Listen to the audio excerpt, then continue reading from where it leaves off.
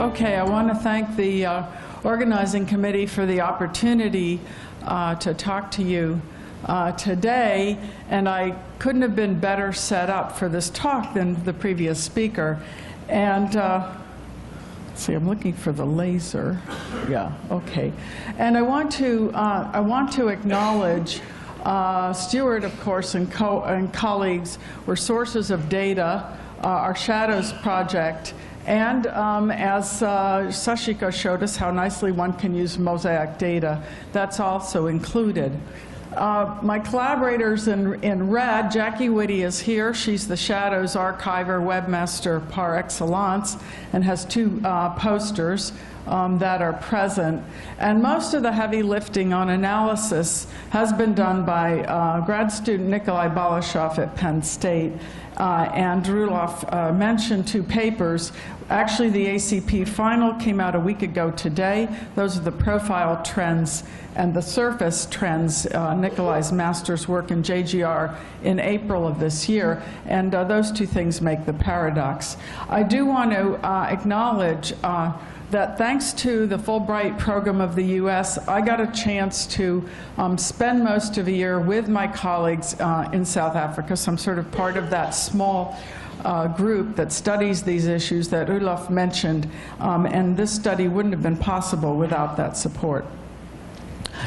First, however, before I get into the subject of, at hand, the Southern African region, which is represented in Shadows by Irene, it's in the Pretoria region, and the downwind island of La Réunion, I do want to mention, I had to put this up because Ravi said to me, I bet you can't talk without acronyms, you better define them. So I've written out Shadows.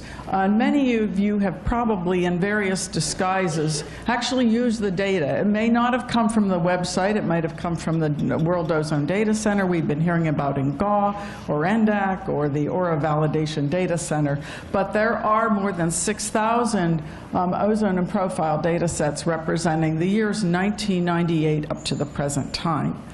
What you may not know is that NASA and the Brazilian Space Agency, in anticipation of ozone measurements on Nimbus 7 in the late 1970s, initiated an agreement that has meant the first ozone measurements, total ozone Dobson and SONS, in the tropics go back to the 70s here at Natal. And I commend to you a poster that shows some of these data this afternoon. And it's people also like our station lead here, Francisco de Silva, who are responsible for these data. So don't have to say anything about the NO2 hotspot. I'll show you another view and how it pertains to our study in a moment. But thanks to this time that we got to revisit some data from the profiles, aircraft and SONS during the Fulbright, one of the things we were invited to look at this paper, very nice paper really, by Gail Klein and co-workers from South Africa and France, that used Shadows profiles and pre-Shadows data. There was a pre-Shadows SON data set from the Safari 92 era, and also at that time, La Réunion started their soundings. But there were some sampling artifacts. I take credit for it. SAWS, the South African Weather Service, changed the launch time to accommodate the satellites. That made a problem in some of the data. There are gaps. I'll show you how we fixed those. And as I was starting to investigate those, Stuart said, did you know in this power plant region that the whole world is fixated on, we have some very nice surface ozone and NOx data from about 1990 at about the same time, and people hadn't looked at it before.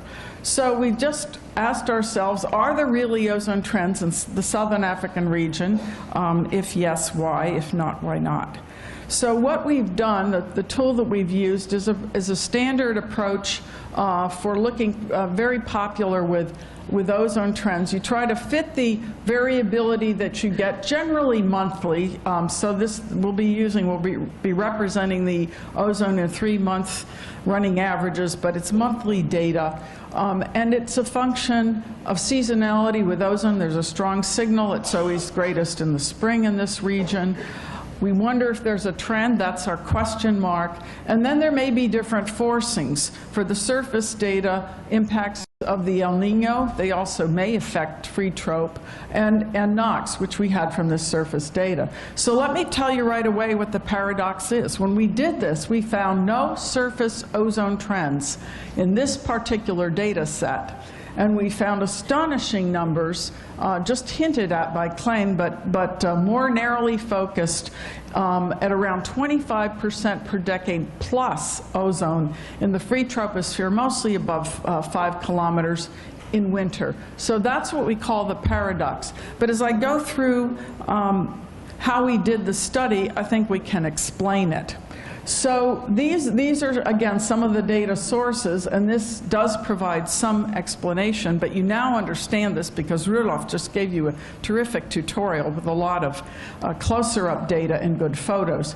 This is from Paul Bukas's PhD student and their publication, this is Skiamachi NO2, that hot spot. Look, it just dwarfs biomass burning in the southern hemisphere. And there it is in the Highveld. So what you can see in her study that kind of refined and showed the nuances from space is exactly what Rudolf just mentioned, that the megacity, which is the Pretoria, the Johannesburg area, and Gauteng, here are some Edgar emissions for this region. This is from Balashev's study. Make the feature stronger in the west, and then when you actually get out to the power plant region, you've got these point sources. They're strategically placed really not right at the ground, but to get above where people breathe. And these are the station data from this from the ESCOM database that we have used. And also, as was mentioned by Rudolf, they've sampled with aircraft ground truthing the satellite in this area and really have confirmed that this type of sources do have this gradient. So let's take a look from those 5 locations in the power plant region. And really what it comes down to is that where they're placed, I actually haven't visited, but I've seen a lot of photographs. It's these regions that are maybe urban influenced, industrially influenced, but they're still semi-rural. And you can get a hint of that when we look at the monthly average NOx data from these stations. They're designated in different colors, and some of them are less than 5 ppb. And monthly anomalies over the same period, this is the 90 to 2007 period we're focusing on, don't show anything suggestive of huge variability or anything alarming in the sense of trends. Now, what happens when we go to the monthly averaged ozone at these corresponding stations? Well, it's kind of the same. And you can see one of them has a lot of data at less than 20 parts per billion. And average here, somewhere between 30 and 40.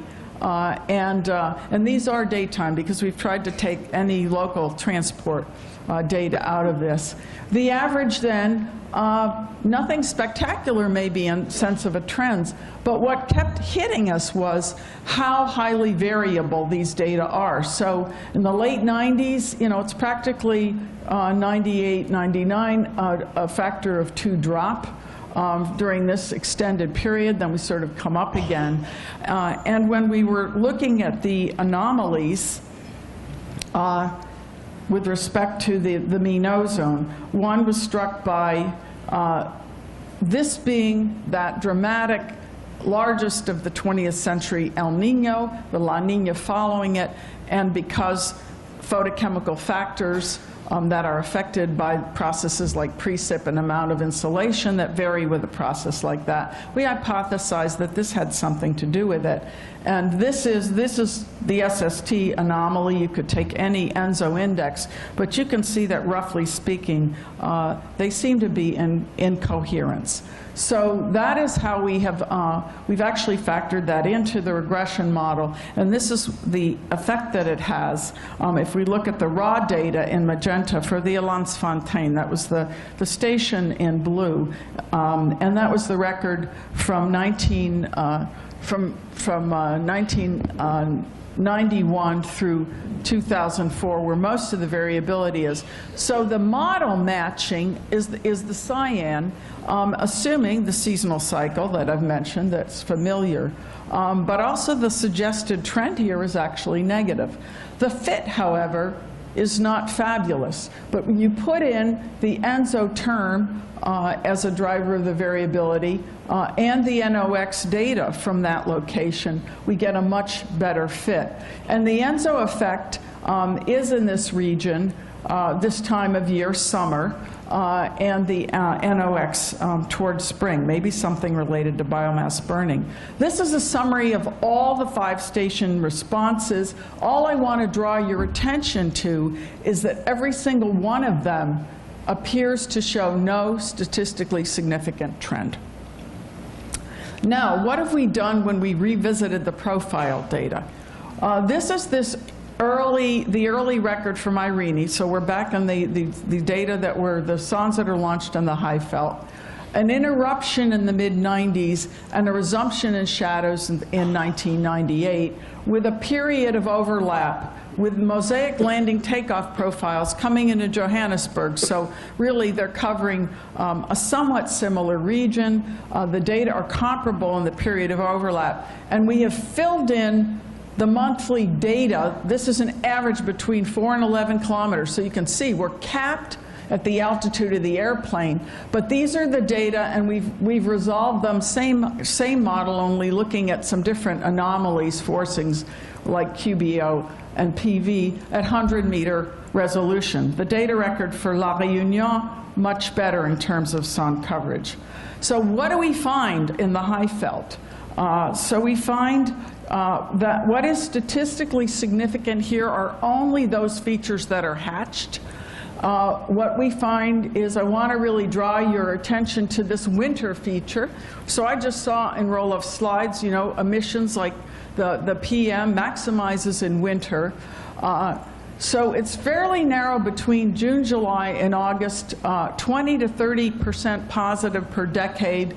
And the other thing that's maybe another paradox, that time of year that we in field campaigns have been coming to Africa with aircraft and extra ground observations, September, October, the biomass burning, no statistically significant trend. Now, I've been daunted by the discussions about emissions, so it made me glad as I looked at this paper that I didn't really try to explain any trends in terms of emissions, because we just heard how complicated it is. But one thing that we can do is just to check where the air parcels came from here at around 500 hectopascals. We've run back trajectories on the dates corresponding to every IRENE launch. There's IRENE. These are the 5-day origins of the clusters toward the warmer colors. Or where did that air come from? The Atlantic, where we know from lots of satellite work and prior campaigns, ozone piles up because of circulation, and maybe South American megacities. So this is something else that you can add to the climate versus local co-benefits mix for looking at Southern Africa. It's something going on above the Highveld, but it may have nothing to do with local sources. At La Réunion, again, something just as compelling, this winter feature. Now the numbers are about twice as large, more than 35% per decade increase. If we run the trajectories, not surprisingly, what's upwind? Southern Africa, Madagascar, the Atlantic, and South America. Generally farther north, more tropical increased places, such as Kathy Lius referred to this morning, you know, West Africa, that more equatorial zone is in a growth phase. But La Réunion also gets from tropical, more tropical air, possible influences of South and Southeast Asia.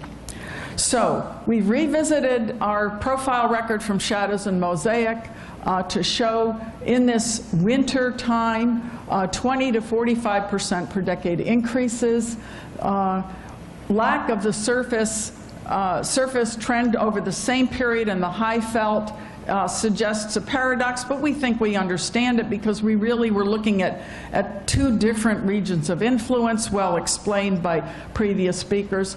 But what these free tropospheric trends make us wonder is, have we found that this region that is worried about its own emissions and what it's sending to people is the recipient of long-range transport? Is this a bellwether for rapid southern hemisphere pollution growth?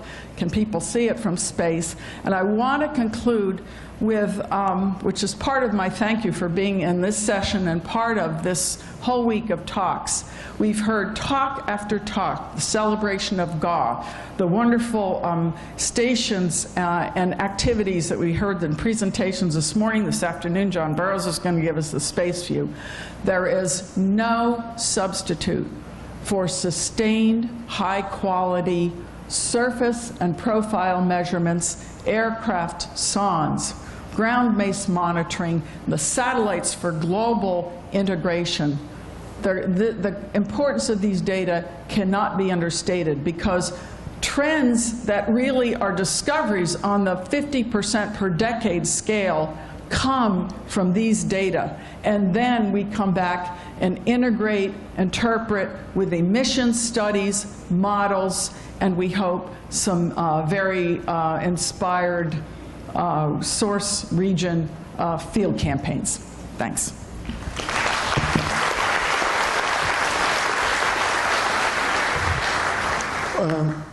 We maybe only have time for one short question. Short, please.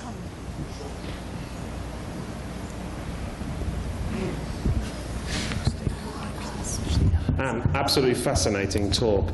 I mean, when looking at the ground ozone and NO2, when you're looking at the ground ozone and NO2, there are a couple ox, aren't they? So I often worry about looking at ozone and NO2 separately when they're actually coupled together, and you can get, particularly kind of urban areas that you're looking at, semi-urban areas that you're looking at, you can get a repartitioning. So it's difficult to pull the trends out when you've got that repartitioning of ox on that sort of scale. All right. We'll talk about it offline. And Okay. we can also look at how the impacts vary from site to site. I think that also helps. Okay. Okay, thanks, Anne.